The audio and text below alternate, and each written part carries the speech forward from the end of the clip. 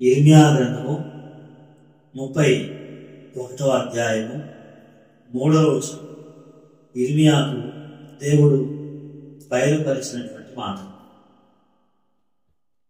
ఏమనంటే, శాశ్వతమైన ప్రేమతో నేను నిన్ను ప్రేమించుతున్నాను కనుక విడువక నీ ఎడల కృప చూపుచున్నాను. దేవుడు విడువక కృప చూపేటువంటి దేవుడు. ఎందుకు మనల్ని విడవకుండా ఉన్నాడు అంటే, ఆయన శాశ్వతమైనటువంటి ప్రేమతో ప్రేమిస్తూ ఉన్నాడు. అందుకని మనల్ని విడువడు.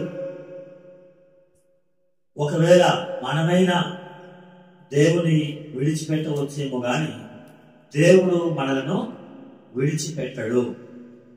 మనం విడిచిపెట్టవచ్చు, దేవుణ్ణి ఒకవేళ మనం విడవచ్చేమో గాని దేవుడు మనల్ని విడువడు. అది ఈరోజు ఆరాధన వాక్యం. దేవుడు మనలను విడువడు. ఎందుకంటే ఆయన శాశ్వతమైన ప్రేమతో ప్రేమిస్తున్నాడు. శాశ్వతమైనటువంటి ప్రేమతో ప్రేమించే దేవుడు విడువక కృప చూపిస్తున్నాడు. యెషయా గ్రంథంలో కూడా ఆ మాట మనం చూడవచ్చు. యెషయా గ్రంథము 54:10. యెషయా గ్రంథము 54:10. పర్వతములు తొలగిపోయినను మెట్టలు తత్తరిల్లను, నా కృప నిన్ను విడిచిపోదు. పర్వతములు ఒకవేళ తొలగిపోవచ్చేమో గాని, లేక నా పర్వతములు మునిగిపోవచ్చేమో గాని కృప, దేవుని యొక్క కృప మనల్ని విడిచిపోదు. దేవుని యొక్క ప్రేమ మనల్ని విడిచిపోదు. మనం విడిచిపోతాం. మనము దేవుణ్ణి విడిచి వెళ్ళిపోతాం కదా. కయీను దేవుని సన్నిధిలో నుండి వెళ్ళిపోయాడు రాయబడి ఆదికాండము 4వ అధ్యాయం.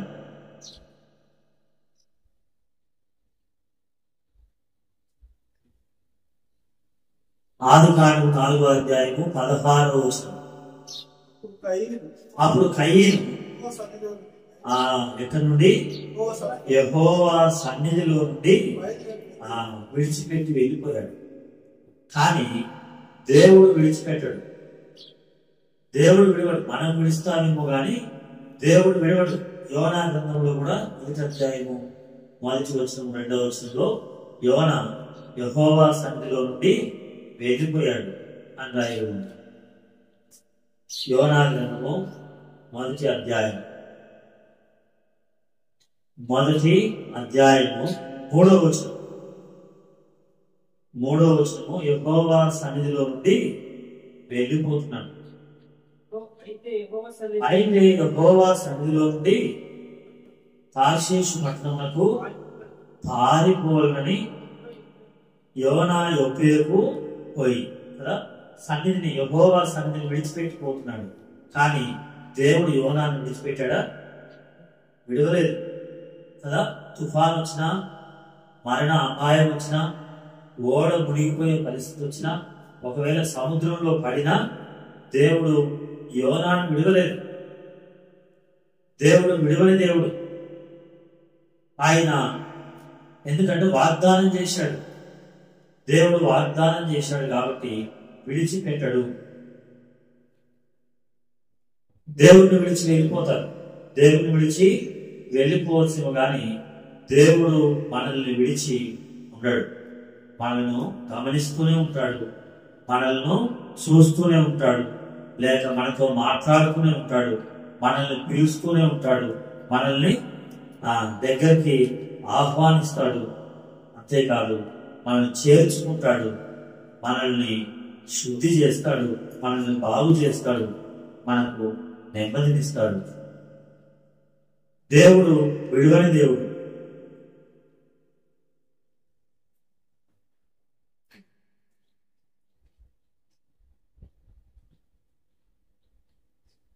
ఆదికాండము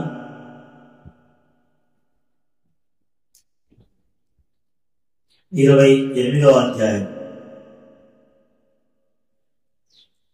ఆదికాండము 28వ అధ్యాయము 15వ వచనం. ఇదిగో నేను నీకు తోడై ఉండి నీవు వెళ్ళు ప్రతి స్థలమందు నిన్ను కాపాడుచు. చూడండి, మనం వెళ్ళే ప్రతి స్థలంలో, ఎక్కడికి మనం వెళ్ళేటువంటి స్థలాలు, ఎలాంటి స్థలాలకు వెళ్తున్నారు? నువ్వు వెళ్ళే ప్రతి స్థలంలో, అంతేనా? ఎలాంటి స్థలాలకు వెళ్తాం మనం అని వాక్యం చూస్తే, అపోస్తలుల కార్యములు 19వ అధ్యాయము 9వ వచనం. అంతా చదువుపోయినా చివరికి ఒక మాట చూడండి. చూరను అను ఒకని, ఎక్కడట? పాఠశాల రాయి.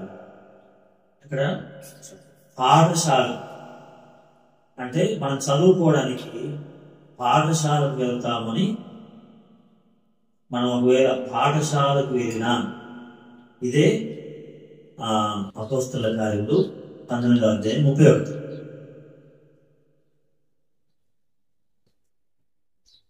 మరియు ఆసియా దేశాలు కాదు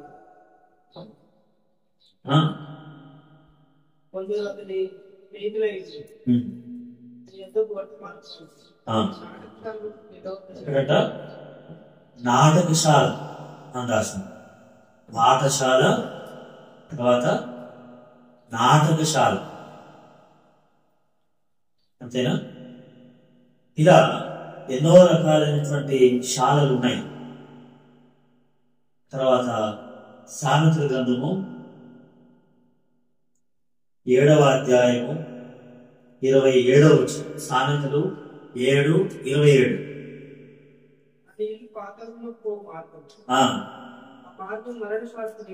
ఎక్కడికి పోతుంట? మరణశాల.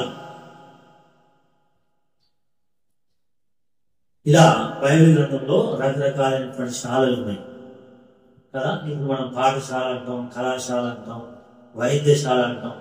నాటకశాల అంటే ఆ రోజుల్లో నాటకశాలలు, ఈ రోజులేమో థియేటర్ అంటే ప్రదర్శనశాల అంటాం, నాటకాలు ఆడేశాల. ఇలా మానవుడు చదువు కొరకే పాఠశాలకు వెళ్తారు, ఆటల కొరకేమో ఆటలశాలకు వెళ్తారు, నాటకాల కొరకు నాటకశాలకు వెళ్తారు. చివరికి ఎక్కడికి పోతున్నారట? మరణశాలకు వెళ్తున్నారు. ఎన్ని శాలకు వెళ్ళినా ఎవరిని విడిచిపెట్టిపోతున్నారు? దేవుణ్ణి విడిచిపెట్టిపోతున్నారు. అయినా దేవుడు విడువని దేవుడు. విడువక నిన్ను అన్ని స్థలాల్లో కూడా, అందుకనే ఆదికాండం 28:15 మనం చదివించింది అనుకోవాలి. ఇదిగో నేను నీకు తోడై ఉండి నీవు వెళ్ళు ప్రతి స్థలమందు. నువ్వు వెళ్ళు ప్రతి స్థలంలో కదా. ఎన్నెన్ని స్థలాలకు వెళ్తున్నారు? ఎన్ని రకాలైనటువంటి స్థలాలు, అన్ని స్థలాలకు వెళ్తున్నారు. త్రాగుబోతులు ఉండేటువంటి స్థలాలు ఉన్నాయి, వ్యభిచారులు ఉండేటువంటి స్థలాలు ఉన్నాయి, అబద్ధికులు ఉండేటువంటి స్థలాలు కదా, మోసం చేసేటువంటి స్థలాలు, నాటకాలు ఆడేటువంటి స్థలాలు, ఎన్నో రకాలైనటువంటి స్థలాలకు మనుషులు వెళ్తూ ఉంటే దేవుడు ప్రేమిస్తున్నాడు. ప్రేమించి విడువక తన కృపను చూపిస్తున్నాడు. నా కృప నిన్ను విడిచిపోదు. మాటలు 15. నేను వెళ్ళు ప్రతి స్థలమందు నిన్ను కాపాడుచు ఈ దేశములకు నిన్ను మరలా రప్పించను. నేను నీతో చెప్పినది నెరవేర్చు వరకు నిన్ను విడువని దేవుడు విడువడు. యాకోబును విడువలేదు,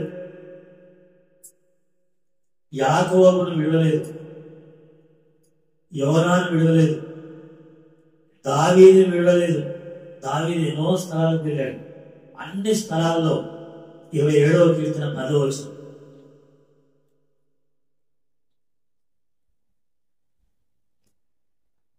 నా తల్లిదండ్రులు నన్ను విడిచినను నా తల్లిదండ్రులు నన్ను విడిచినను యెహోవా నన్ను చేరదీయును. దేవుడు చేరదీసేటువంటి తల్లిదండ్రులు విడివచ్చేమో కానీ తల్లి విడిచినా తండ్రి విడిచినా విడువని దేవుడు, విడువక కృప చూపించేటువంటి దేవుడు మనకు తోడుగా ఉంది. విడవలేదు, మనల్ని ఆ స్థితిలో విడిచిపెట్టలేదు. వారు వెళ్ళిపోయి వారు తగ్గిపోయి ఎక్కడో ఉంటే దేవుడు విడవక తన కృపను చూపించి ఆకర్షించి లేక సమకూర్చి తీసుకొని వస్తున్నాడు. ఇదే ద్వితీయోపదేశకాండము 31వ అధ్యాయం.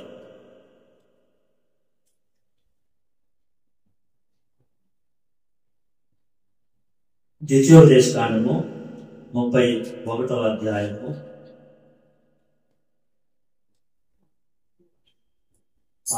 2వ వచనం. మోషే చెప్తున్నటువంటి మాట, ఇశ్రాయేలు ఇక మీదట నేను వచ్చుచూ పోవచ్చు ఉండలేను, యెహోవా ఈ యొర్దాను దాటకూడదని నాతో సెలవిచ్చెను. నీ దేవుడైన యెహోవా నీకు ముందుగా దాటిపోయి ఆ జనాలను. చూడండి, మోషే అంటున్నాడు, నేను మీతో కూడా రాకపోవచ్చు, నేను మీతో కూడా ఉండకపోవచ్చు. మోషే ఎన్ని సంవత్సరాలు వాడుతూ ఉన్నాడు? 40 సంవత్సరాలు. ఎన్ని అన్నా చెప్పండి. 40 సంవత్సరాలు మోషే వారితో ఉన్నాడు. ఇప్పుడు చివరికి చెప్తున్నాడు, మరి నేను మీతో కూడా ఉండకపోవచ్చు, ఉండదు. కానీ ఎవరు ఉంటారు మీతో? దేవుడు ఉంటాడు. దేవుడు మీతో కూడా ఉంటాడు. 6వ వచనం. భయపడకుడి, వారిని చూచి దిగులు పడకుడి. ఇంట్లో కూడా వచ్చువాడు. ఎందుకంటే ఎదురుగా ఎన్నో రకాలైనటువంటి ప్రజలు ఉన్నారు. భయపడవద్దు, వారిని చూచి దిగులు పడవద్దు. ఎన్నో రకాలైనటువంటి ప్రజలు ఉన్నారు ఎదురుగా. ఎన్ని రకాల ప్రజలు ఉన్నారు అని ఇది ఇక్కడనే చదివినాక అక్కడికి పోదాం.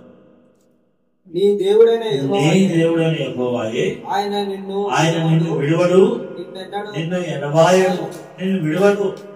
నీ ఎదుట ఉన్నటువంటి జనం ఎలాంటి వాళ్ళైనా, ఒకవేళ గొలియాతు నిలబడ్డా, ఎదుట ఎవరు నిలబడ్డారు? గొలియాతు లేక యెజెబెలు. ఏలియా ఎదుట యెజెబెలు నిలబడింది. ఇశ్రాయేలు సైన్యం లేక సౌలు ఎదుట గొలియాతు నిలబడ్డాడు. ఎవరు ఒకవేళ నిలబడ్డా, ఇప్పుడు ఎవరు ఎక్కడెక్కడ ఎలాంటి వాళ్ళు నిలబడ్డారు? 7వ అధ్యాయం చూడండి. మరియు మోషే 7వ అధ్యాయం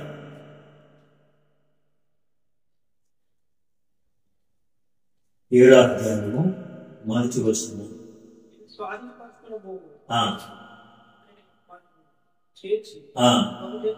బహుజనములను అనగా సంఖ్యకును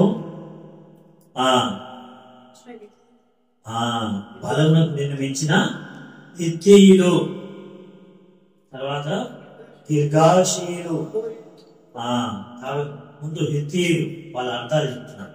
హిత్తీయులు అంటే పిరికితనాన్ని నేర్పించేవారు. పిరికితనం, మనలో ధైర్యాన్ని నింపేవారు కాదు. ఏం నింపుతారు? పిరికితనాన్ని నింపుతారు. అబ్బో, నువ్వు పోయి దేవుని పని చేస్తే సాతాన్ని వెంటబడతాడు, నువ్వు చేయకు దేవుని పని అంటే, అమ్మో నేను దేవుని పని ఏం చేస్తాను వెనక్కి పిరికి. హిత్తీయులంటే వాళ్ళు. చెప్పండి, హిత్తీయులంటే వారు పిరికితనాన్ని నింపేవారు. నేను నగరేకలకు రాకముందే నాకు ముందే నువ్వు నగరేకలు కనుకోతున్నావు కానీ నీ సొంత ఊరు అనుకోతున్నావు కానీ జాగ్రత్త అని. ఏమైంది? చనిపోతే ఏసే కాడికి చంపుతారేమో, చంపితే ఏసే కాడికి పోయి బ్రతికితే ఆయన సేవ చేస్తావు. నువ్వు మామూలు అనుకుంటున్నావు అంట. ఇప్పుడుగా 2013 చెప్పారు. హిత్తీయులు అంటారు వాళ్ళు. ఏమంటారు? దేవుని వరకు మనం ఒక అడుగు వేయకుండా వెనక్కి లాగేవాళ్ళు. హిత్తీయులు. నువ్వు పోవద్దు, నువ్వు దేవుని పని చేయొద్దు, ఆరాధించవద్దు, ప్రార్థించవద్దు, బాప్తిస్మం తీసుకోవద్దు, పాపం ఒప్పుకోవద్దు, పశ్చాత్తాపడవద్దు, మారు మనసు పొందవద్దు, పాటలు పాడవద్దు, లేకపోతే బల్ల వంచవద్దు, లేకపోతే దేవుడి పని చేయవద్దు, సువార్త చేయవద్దు అని చేస్తే ఏమనుకుంటున్నావు? నేను సేవకు వచ్చేటప్పుడు నాకంటే పెద్ద వయసు కలిగిన వాళ్ళు ఏమన్నారంటే, నువ్వు సేవకు పోతా అంటున్నావు, సేవ అంటే ఏమనుకుంటున్నావు? అది పుల్పీట్, పెద్ద పుల్ నోట్లోకి పోయినట్లు ఉంటుంది పుల్పీట్ అంటారు. అంటే నేను నిజంగా అనుకో, ఇది పెద్ద పుల్ ఏమో మింగేస్తున్నాను. 2000 సంవత్సరంలో పుల్పీట్ ఎక్కింది, అంతకుముందే ఎక్కిన. అయితే ఇప్పటి వరకు నన్ను ఏం మింగలేదు కదా, మింగిందా? భయపెట్టించాను. ఎప్పుడు అది? 99లో నన్ను భయపెట్టించాను. 99లో నువ్వు సేవకు పోతా అంటున్నావు, ఎన్నో పుల్పీటు అంటే సాధారణం అని నన్ను వెనక్కి లాగే ప్రయత్నం చేశాను. అప్పుడు ఏమైందంటే, కుగ్రంలో యూత్ క్యాంప్ జరుగుతుంది, యవనస్తులకు జరిగేటప్పుడు వాక్యం చెప్తున్నాను. అక్కడ వాక్యం చెప్తున్నారు. మేము చాలా మందిలో కూర్చున్నాం, 4000 మంది ఉన్నారు అక్కడ. అంతమందిలో కూర్చొని వాక్యం వింటున్నాం. 4000 మంది వరకు ఉన్నారు కూర్చొని వాక్యం వింటుంది. అక్కడ ఆయన ఎవరు నాకు తెలియదు, ఎక్కడి నుంచి, అమెరికా నుంచి వచ్చి వాక్యం వింటారు. అమెరికాలో ఆస్ట్రేలియా నుంచి వాక్యం చెప్పడానికి వచ్చాను. ఆయన ఇంగ్లీష్లో చెప్తుంటే ఒక ఆయన తెలుగులో చెప్తున్నాడు. నన్ను ఎవరైతే పిలిపి చెప్పొద్దు, నువ్వు వాక్యం చెప్పొద్దు, నువ్వు సువార్త చేయొద్దు, సేవ చేయొద్దని నన్ను వెనక్కి లాగింటూ ఆయన పక్కన కూర్చుంటాడు. ఆయన వాక్యం చెప్పుకుంటూ, ఈ రోజుల్లో చాలా మంది దేవుడి సేవ అంటే, సువార్త అంటే, దేవుడి పని అంటే భయపడుతున్నారు, భయపెట్టిస్తున్నారు. గొలియాతును చూసి సౌలు ఏం చేశాడు? భయపడ్డాడు. ఇశ్రాయేల్ సైన్యంతో భయపడితే దావీదు ఏం చేశాడు? ధైర్యంగా నిలబడ్డాడు. ధైర్యంగా నిలబడి ఎన్ని రాళ్ళు ఎదుర్కొన్నాడు? 5 రాళ్ళు ఎదుర్కొన్నాడు. ఎన్ని రాళ్ళు ఉపయోగించాడు? 5 రాళ్ళు ఉపయోగించాడా? ఒక్కటే. కాబట్టి 5 వాగ్దానాలు తీసుకొని ఒక వాగ్దానం చాలు శత్రువును జయించడానికి. చాలా భయపడతావు. నువ్వు భయపడేది కాక పక్కన వాళ్ళు భయపెట్టిస్తే కూడా నువ్వు భయపడతావు. పక్క వాళ్ళు భయపెట్టిస్తారు, నువ్వు అట్లా పోవద్దు, వాళ్ళు చేయొద్దని అంటే పిరికి. హిత్తీయులంటే ఎవరు? పిరికితనం నేర్పించేవారు. ఆ మాటకు దావీదు ఒక్క రాయి తీసుకున్నాడు. ఒకటే రాయితో మిగతా 4 రాళ్ళు పక్కకు పోయి తర్వాత సంగతి ఒక్క రాయితోనే జయించాడు అని పిరికితనం నేర్పిస్తారు. వద్దు, ధైర్యంగా ఉండు, అన్నింటిలో ముందుకు వెళ్ళని దేవుడు మాట్లాడాడు. 99లోనే మాట్లాడాడు. అలా హిత్తీయులు ఎదురొచ్చినా దేవుడు విడిచిపెట్టాడు. అది నేను చెప్పేది. వారిని చూసి నువ్వు భయపడవద్దు, బెదరవద్దు. నీతో కూడా వచ్చేవాడు నీ దేవుడే, నీ అమ్మవారే. ఆయన నిన్ను విడువడు, నిన్నెన్నడు ఎడబాయడు. రెండవది ఎవరంట? ఎవరు? రెండవది గిర్గాషీలు అంటే బురద చల్లేటోడు. బురద చల్లేవాళ్ళు. బురద, ఒక గేదె అక్కడి నుండి బురదలో పడిపోతుంది. దాని పక్కన మనం పోతుంది, ఏం చేస్తుంది? ఎలా పడుతుంది మన మీద? చెప్పండి, ఎలా పడుతుంది అంటే అది అలా నూపుతుంది, తోక నూపుతుంది కదా, రాసుకుంటారని ఊద్ది. బురద అంటే వాళ్ళే చెడ్డవాళ్ళు ఏంటి, మనల్ని మన మీద బురద చల్లేటువంటి వాళ్ళు చేసేదే తప్పు చేస్తూ మన మీద తప్పులు మోపాలని చల్లేవాళ్ళు. వాళ్ళని ఏమన్నారు? గిర్గాషి. ఉంటారు, మనలోనే ఉంటారు, అలా ఆదాము అవ్వల దగ్గరికి ఆ సర్పం వచ్చి ఏం కాదు తిను అని తినిపించినట్టుగా, తర్వాత అమ్మో నువ్వేం నిలబడతావు అన్నట్టుగా. ఇప్పుడు గిర్గాషీలు అంటే బురద తల్లేవారు. మూడోది చెప్పండి. అమోరీలు అంటే మరి చేరు అంటే కొన్ని కష్టాలు, ఇబ్బందులు, కష్టపెట్టేటువంటి వారు, ఎక్కువ కష్టపెట్టేటువంటి వారు. ఇశ్రాయేలు ప్రజలను ఎక్కువ కష్టపెట్టారు. వారు పెట్టిన కష్టాన్ని బట్టి, వారు పెట్టిన బాధను బట్టి ఇశ్రాయేలు దేవుని సన్నిధిలో మొరపెడితే దేవుడు వారిని విడిచిపెట్టలేదు. ఆ కష్టంలో నుండి వారిని విడిపించాడు. అమోరీలు అంటే మరి చేదు అనేటువంటి కష్టం. అందుకని అందులో నుండే మారా అనే మాట వచ్చింది. మారా అంటే ఏంటిది?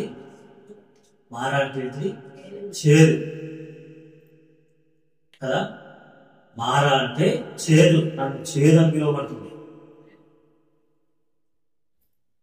కాబట్టి చేదైనది ఒకటి కష్టం అనుకోవచ్చు, చేదంటే ఇంకొకటి భావం, ముఖ్యంగా కష్టము లేక దుఃఖం. తర్వాత మూడవ గంట కణానీయులు అంటే వర్తకులు, వ్యాపారం, మనతోనే వ్యాపారం చేసి కదా, మనల్ని లాభానికి ఉపయోగించుకునేవాళ్ళు, మనతో లాభం సంపాదించుకునేవారు, మన ద్వారా లాభం సంపాదించుకునేవారు. అన్నా మా దగ్గరికి రాలేదన్నా అని అడుగుతారు. ఎందుకంటే వస్తే నువ్వు నీ మంచినీళ్ళు నువ్వు తెచ్చుకుంటావు, టీ అవసరం లేదు, కూల్ డ్రింక్ అవసరం లేదు, ఏమి అవసరం లేదు మీతోటి. అదే వేరే మాస్టర్ గారు వస్తే మాత్రం అర్థమైంది అట్లా. తర్వాత మనకు అవసరం తీరిన తర్వాత చెప్పండి, వర్తకులు అంటారు. వర్తకులు వ్యాపారం ఉన్నంతసేపు, అది ఉన్నంతసేపు చక్కగా స్నేహం చేస్తారు, తర్వాత అది నష్టం చేసేవాళ్ళు. అందుకనే దీన్ని అవునా కాదా అనడానికి మీకు జకర్యా గ్రంథం చివరి అధ్యాయం చివరి వచనం చూడండి. అక్కడ కనానీయులను అదేనా కాదని రాసింది. అట్లా కొన్ని చూపిస్తే మీకు అర్థమవుతుందని చెప్పి కరెక్టేనా కాదని తెలుస్తుంది. చివరి అధ్యాయం చివరి వచనంలో కనానీయులను రాసింది, కింద రాసింది చూడండి అర్థం. జకర్యా గ్రంథం చివరి అధ్యాయం చివరి వచనం ఉందా? కనానీయులు అంటే వారు ఉంది కదా. ఇప్పుడు అది వర్తకులు అంటే వర్తకులకు ఏం చేస్తారు చెప్పండి? వ్యాపారం చేస్తారు.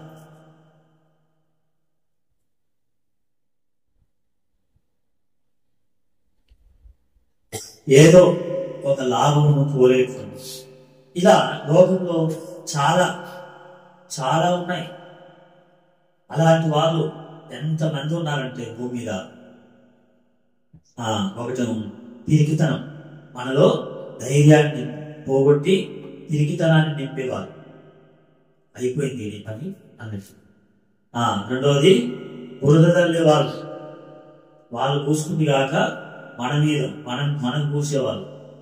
తర్వాత చేదు అంటే దుఃఖం, బాధ అని అర్థం, బాధ. తర్వాత వర్తకం చేసేవాళ్ళు. ఇంకా ఇంకొకరు ఉన్నారు, వీళ్ళు పెరిజ్జీయులు అంటే ఆచారాలు చేసేవాళ్ళు. ఆచారాలు రకరకాల ఆచారాలలో మనం తీసుకుని వెళ్తాం. ఈ ఆచారాలు ఎందుకు అంటే అర్థం కాదు, వాళ్ళకే అర్థం కాదు. మనకేం చెప్తారు? ఆచారాలు చేసేవాళ్ళు. లోక ఆచారాలు చేసేవాళ్ళు అంటే ఇలా దేవుని దగ్గరికి వస్తూనే లేక దేవుని మాటలు వింటూనే ఆచారాలు మాత్రం వదిలిపెట్టరు. అలాంటి వాళ్ళను తెలియజేయాలి. ఇంకొకరు చెప్పండి, హివ్వీయులు అంటే దుష్టత్వం, దుష్టులు అంటే భయంకరమైనటువంటి పాపం.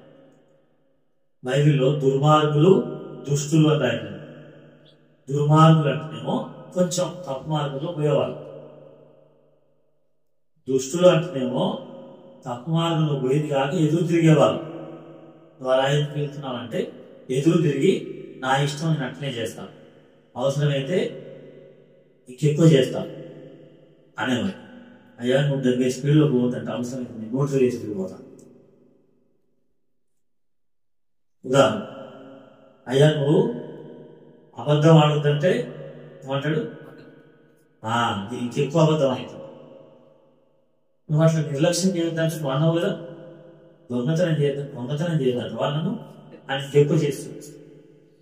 దాని దుష్టత్వం అంట, దుర్మార్గం. అది ముదిరితే ఏమైంది చెప్పండి, దుష్టత్వం అయింది. దుర్మార్గం ముదిరితే దుష్టత్వం.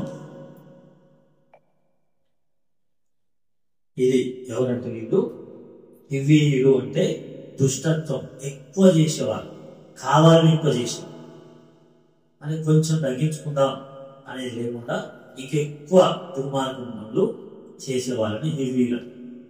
ఇంకొక రకమైన వాళ్ళు ఉన్నారు, ఎవరు యెబూసీయులు. యెబూసీయులు అంటే అణిచేవాళ్ళు.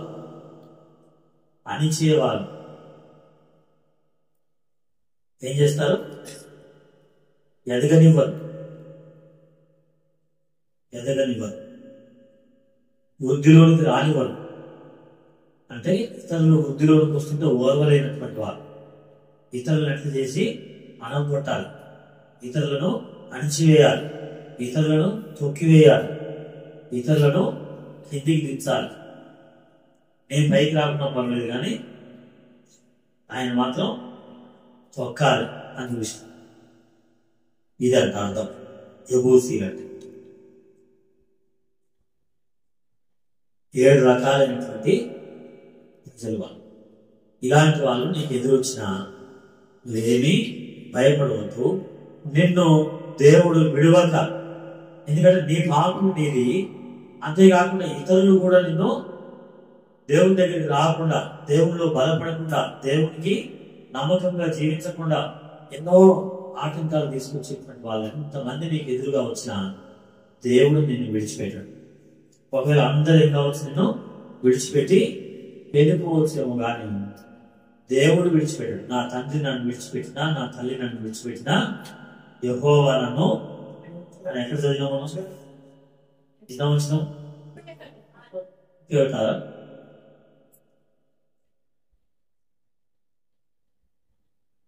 నా తల్లి నన్ను విడిచినా, నా తల్లిదండ్రులు నన్ను విడిచినా యెహోవా నన్ను చేరలేదు. ఎక్కడ చదివాం?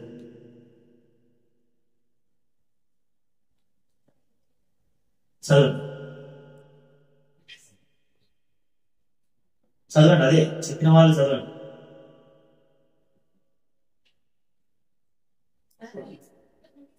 నా తల్లిదండ్రులు నన్ను విడిచినను యెహోవా నన్ను చేరదీను. ఆయన నన్ను విడవడు, నన్ను దగ్గర తీస్తాడు, నన్ను ఓదారుస్తాడు, లేక నన్ను బలపరుస్తాడు, నా కన్నీటిని తుడుస్తాడు, లేకపోతే నన్ను కడిగి శుద్ధి చేస్తాడు, నన్ను బాగు చేస్తాడు, నాకు నెమ్మదిని శాంతినిస్తాడు. ఆయన విడువక చేసేటువంటి మనం దేవుడు విడవడు. ఆయన చదవండి ద్వితీయోపదేశకాండం 31 ఇప్పుడు 8 చదవండి. నే ముందర నడుచువాడు యెహోవా, ఆయన నీకు తోడు. నీ ముందర నడుచువాడు యెహోవా. అదే 6వ వచనంలో ఏమన్నాడు, నీతో కూడా వచ్చేవాడు. అంటే నువ్వు ముందు పోతుంటే దేవుడు వెనక నడుస్తాడు. అయితే నువ్వు ముందు పోతుంటే దేవుడు వెనక నడుస్తే ఏమైంది, ఈ 7 రకాలైన ప్రజలు ఎదురుకు వచ్చారు కాబట్టి భయం. అందుకని ఎవరు నడుపుతాడు ముందు? దేవుడు నడుస్తాడు. కాబట్టి ఎలాంటి కీడు వచ్చినా, ఎలాంటి అపాయం వచ్చినా, ఎలాంటి శోధన వచ్చినా, ఎలాంటి పాపం వచ్చినా, ఎలాంటి శిక్ష వచ్చినా ముందు ఎవరి మీద పడుతుంది? ఎందుకు ఎవరు నడుస్తున్నారు ముందు? 6వ వచనంలో అయితే దేవుడు వెనక ఉన్నాడు, మనం ముందున్నాం. అంతే. దేవుడు వెనుక ఉన్నాడు, మనం ముందున్నాం ఆలోచనలు. అందుకనే మనం ముందు పోతున్నాం కాబట్టి ఏమైంది, ఎన్నో వచ్చాయి, ఎన్నో పరిస్థితులు మనకు వచ్చాయి. మనం భయపడ్డాం, మనం బాధపడ్డాం, మనం నష్టపోయాం, మనం ఏడ్చాం, మనం దుఃఖించాం కదా, మనం అణిచివేయబడ్డాం, మనం తొక్కివేయబడ్డాం. కానీ ఎవరు వస్తున్నారు ముందు? ఎవరు నడుస్తున్నారు? దేవుడు ముందు నడుస్తాడు. అది విడుదలంటే. వెనక నడుస్తే ఏమైపోయింది? వెనక నడుస్తే అవన్నీ చూసేసరికి మనకు భయమైంది. కాబట్టి ఇప్పుడు నేను నీతో కూడా కాకుండా నీకు ముందు నడుస్తాను. చదవండి. 8వ వచనం, ద్వితీయోపదేశకాండం 39. నీ ముందర నడుచువాడు యెహోవా, ఆయన నీకు తోడైండును, ఆయన నిన్ను విడువడు ఎడబాయుడు. ముందు నడుస్తున్నాడు. ఒకవేళ ఆయన ముందు నడుస్తున్నాడు కాబట్టి విడిస్తే నువ్వు విడవాల్సిందే కానీ ఆయన విడవడు కదా. ఆయన నిన్ను విడవడు. ఆయన నీకు వెనుక ఉంటాడు, ఆయన నీకు ముందు ఉంటాడు. నిన్ను విడవని దేవుడు నీకు ముందుంటాడు, నీకు వెనుక ఉంటాడు. ఎందుకంటే ముందేముంది వాళ్ళకు? ముందు వాళ్ళకేముంది చెప్పండి? అలాంటి శత్రువులు ఉన్నారు. అలాంటి 7 రకాలైనటువంటి ప్రజలు ముందున్నారు. కాబట్టి ఆ 7 రకాలైనటువంటి ప్రజలలో నుండి లేక అలాంటి పరిస్థితుల్లో నుండి తప్పించడానికి దేవుడు నేను నిన్ను విడువను అంటున్నాడు. ఆయన విడిచిపెట్టాడు. విడువని దేవుడు, ఆయన ఎడబాయని దేవుడు. మనమైతే ఎక్కడికి వెళ్ళాం? ఫస్ట్ చూసాం కదా, పాఠశాలకు వెళ్ళాం. ఇంకా చదివిగా రాసుకున్నారు కదా, పద్మశాలకు. ఇక్కడ పద్మశాల భవనం లేదు. ఇక్కడ ఎప్పుడు చూసినా పద్మశాల భవనే. అక్కడైతే పద్మశాల భవనంలో ఏముంటుంది? మంచి మాట ఉడకని మాట, తనకాయ మాంసం, అదే కావాలి. ఏ శాల? నాటకశాల వెళ్ళాం. ఇంకా ఇంకో శాల ఏంటి? మరణశాల. మనం వెళ్ళి అలాంటివి. పాఠశాలలో పాఠం నేర్పుతున్నామని చెప్పి దేవుడికి వ్యతిరేకమైన విషయాలు నేర్పించారు. నాటకశాలలో అంత ఏముంది? నాటకాలు ఉన్నాయి, అన్ని అబద్ధాలు ఉన్నాయి, అంత మోసమే ఉంది, అంత అక్రమమే ఉంది, అంత అన్యాయమే ఉంది. అవునా? అక్కడికి వెళ్ళి ఏం నేర్చుకున్నారు? నాటకశాలకు వెళ్ళి డాన్సులు నేర్చుకున్నారు, నాటకశాలకు వెళ్ళి ఫైటింగ్ నేర్చుకున్నారు, నాటకశాలకు వెళ్ళి తల్లిదండ్రులను ఎట్లా మోసం చేయాలో నేర్చుకున్నారు, నాటకశాలకు వెళ్ళి దేవుడి సన్నిధిని ఎలా మోసం చేయాలో నేర్చుకున్నారు, నాటకశాలకు వెళ్ళి ఎలా చెడిపోవాలో నేర్చుకున్నారు, నాటకశాలకు వెళ్ళి ఇతరుల కుటుంబాలను ఎట్లా కూల్చాలో నేర్చుకున్నారు, నాటకశాలకు వెళ్ళి ఎలా వాళ్ళతో ఎలా స్నేహం చేయాలి, వీళ్ళతో ఎలా స్నేహం చేయాలి, వాళ్ళకి ఏం నేర్పియాలి, వీళ్ళకి ఏం నేర్పియాలి, చివరికి ఎలా చెడిపోవాలి, ఎలా తల్లిదండ్రులకు దూరం కావాలి, ఎలా చదువుకు దూరం కావాలి, ఎలా మందిరానికి దూరం కావాలి, ఎలా సహవాసానికి దూరం కావాలి, ఎలా ఆత్మీయతకు దూరం కావాలి, ఎలా చెడిపోవాలి అన్ని నేర్చుకున్నారు. ఏ శాలలో? నాటకశాల. అది మనం వాక్యంలో చూసాం. అయితే మరణశాల అక్కడికి పోలి మనం పోతే ఏమయ్యేది చెప్పండి? ఏమయ్యేది? అక్కడికి వెళ్తే చివరికి నిత్య నరకానికి వెళ్లాల్సిన దేవుడు విడవక కృప చూపించి అలాంటి వాటిలో నుండి మనం వస్తుంటే ఈ 7 రకాలైన పరిస్థితులు మనకి ఎదురవుతుంటే నేను నీకు ముందుంటా, నేను నీకు వెనక ఉంటా. చదవండి. యెషయా గ్రంథం 52:12. యెషయా 52:12 అని దేవుడు మనం చెప్పినటువంటి మాట.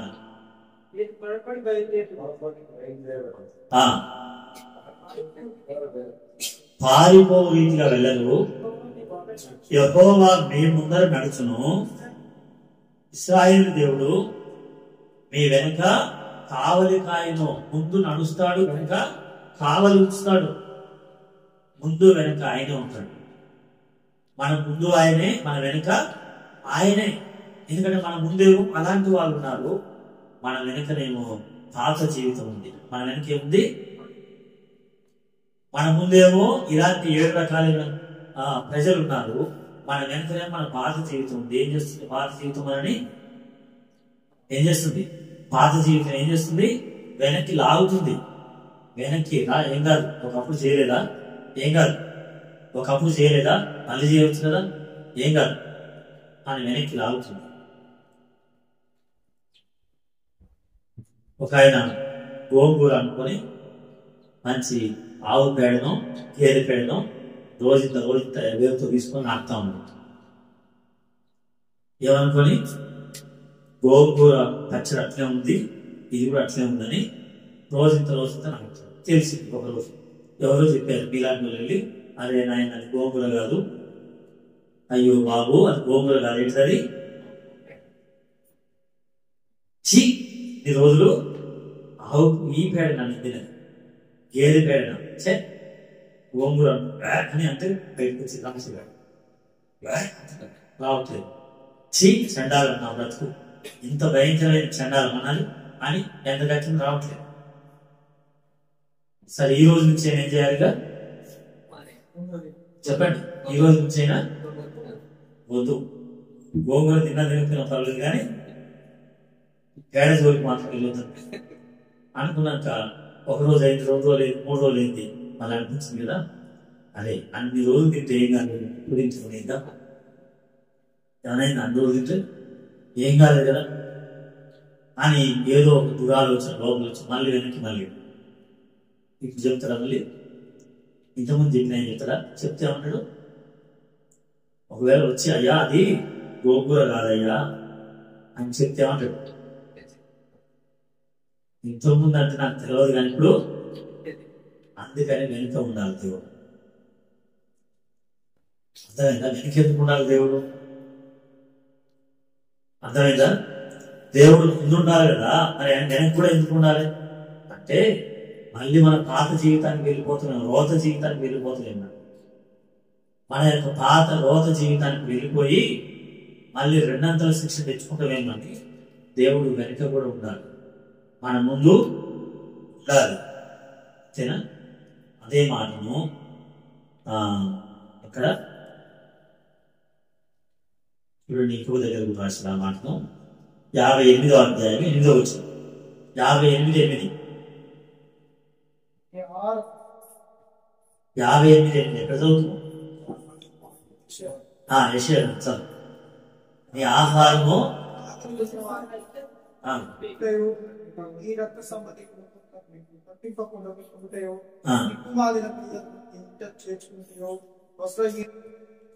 మీరు తలపడినప్పుడు వారికి వస్త్రం ఉంచుతాయో, ఇదే కదా ఇష్టమైన ఉపవాసం. అలా కూడా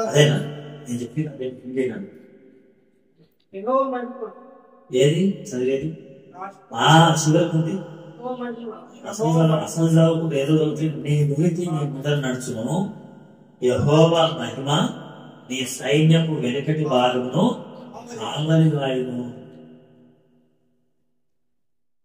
దేవుడు ముందు వెనుక ఉంటాడు. ఎందుకొరకు అంటే మన జీవితము వెనక్కి వెళ్ళిపోకుండా దేవుడు ముందే ఉన్నాడు. ఆయన కృప చూపించాడు, శాశ్వతమైన ప్రేమతో మనల్ని ప్రేమించాడు, విడువక కృప చూపించాడు.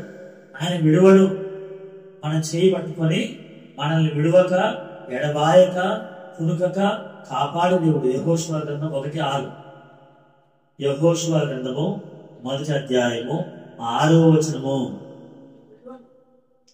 నిన్ను విడువను, నిన్ను ఎడబాయను, నిబ్బరము కలిగి. ఎందుకంటే మోషే అప్పటికి లేడు, చనిపోయాడు. నడిపించే మోషే లేడు. యెహోషువతో దేవుడు చెప్తున్నాడు, నేను విడువను. మోషే విడిచిపెట్టాడు కానీ నేను నిన్ను విడవను. అబ్రహాం విడిచిపెట్టాడు, నేను నిన్ను విడవను కదా. యాకోబు నిన్ను విడిచిపెట్టాడు, నేను నిన్ను విడవను. ఈ లోకంలో అందరూ విడిచిన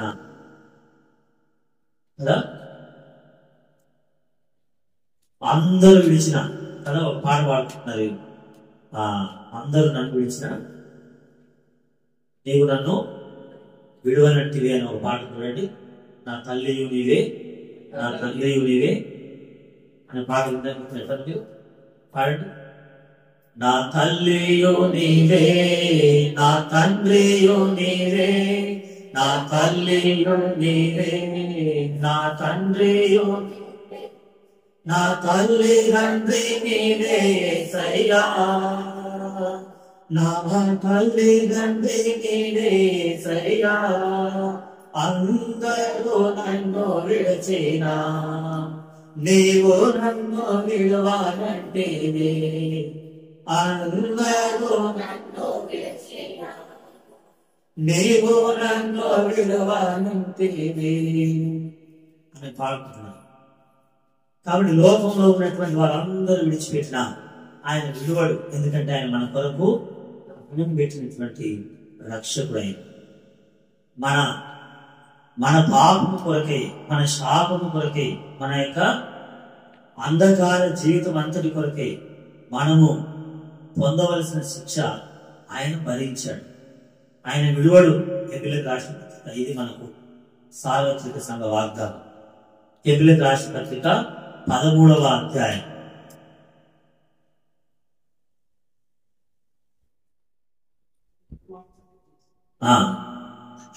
5వ వచనంలో మనకు ఈ వాగ్దానం ఇచ్చారు. 5 ఏప్రిల్ 13:5 నిన్ను ఏమాత్రమును విడువను, నిన్ను ఎన్నడను ఎడబాయను అని ఆయనే చెప్పిన కదా.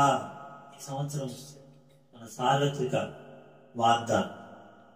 అందుకని ఈ మాటలు చెప్పాల్సి వచ్చింది. ఎందుకు ఈ మాటలు ఈరోజు ఎందుకు చెప్తున్నాం అంటే, మన సార్వత్రిక వాగ్దానం ప్రకారంగా దేవుడు మనల్ని విడువని దేవుడు, మనల్ని విడిచిపెట్టేవాడు కాదు.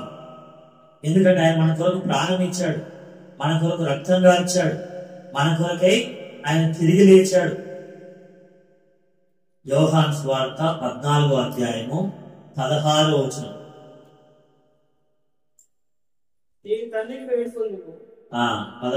వచనం చూడండి. 18వ వచనం. 18 మిమ్మును అనాథులనుగా విడువను, మీ వద్దకు వత్తును. చాలు. దేవుడు మనల్ని అనాథగా విడిచిపెట్టేవాడు కాదు. తల్లిదండ్రులు విడిచిపెట్టిన, స్నేహితులు విడిచిపెట్టిన, బంధువులు విడిచిపెట్టిన, ఒకవేళ ఏది విడిచినా దేవుడు మనల్ని విడవడు. మనల్ని విడవక మనల్ని అనాథలుగా విడవడు. మన యొద్దకు వస్తాడు. ఆత్మ ద్వారా, లేక వాక్యం ద్వారా, లేక దేవుని సేవకుల ద్వారా, లేక సంఘము ద్వారా, లేక తోటి విశ్వాసుల ద్వారా, ఏదో విధంగా దేవుడు మన యొద్దకు వచ్చి మనతో మాట్లాడి, మనల్ని ఆదరించి, మనల్ని ధైర్యపరిచి, మనకు తోడుగా ఉండి మనల్ని నడిపించేటువంటి రక్షకుడు. ఆయన విలువలేదు. అందుకని ఆయన ఈ లోకానికి ముందుగా వచ్చాడు. వచ్చి ఆ శిలువలో చేయవలసిన కార్యాన్ని చేసి వెళ్ళిపోయాడు. విడిచిపెట్టుకోలేదు. పరిశుద్ధాత్మను, పరిశుద్ధ లేఖనాలను, సంఘాన్ని, సహవాసాన్ని ఇచ్చాడు. ఇప్పుడు మరలా ఆయనే వస్తున్నాడు. యుగాలు కూడా మనల్ని విడువక, ఎడబాయక, మనల్ని కాపాడుట కొరకై ఆయన మనల్ని చూస్తా ఉన్నాడు. మనం విడుస్తామేమో వాడిని కదా. కయ్యను విడిచిపెట్టి వెళ్ళిపోయాడు కదా. యోనా విడిచిపెట్టి వెళ్ళిపోయాడు. ఆయన దేవుడు మాత్రం వారిని విడవలేదు. దేవుడు విడవలేదు. విడవక కయ్యను దగ్గరికి వచ్చాడు, విడవక యోనా దగ్గరికి వచ్చాడు, విడవక మన దగ్గరికి వచ్చాడు. ఆయన విడువని దేవుడు, ఎడబాయిని దేవుడు. ఆ దేవుడిని మనం ఆరాధిస్తాం.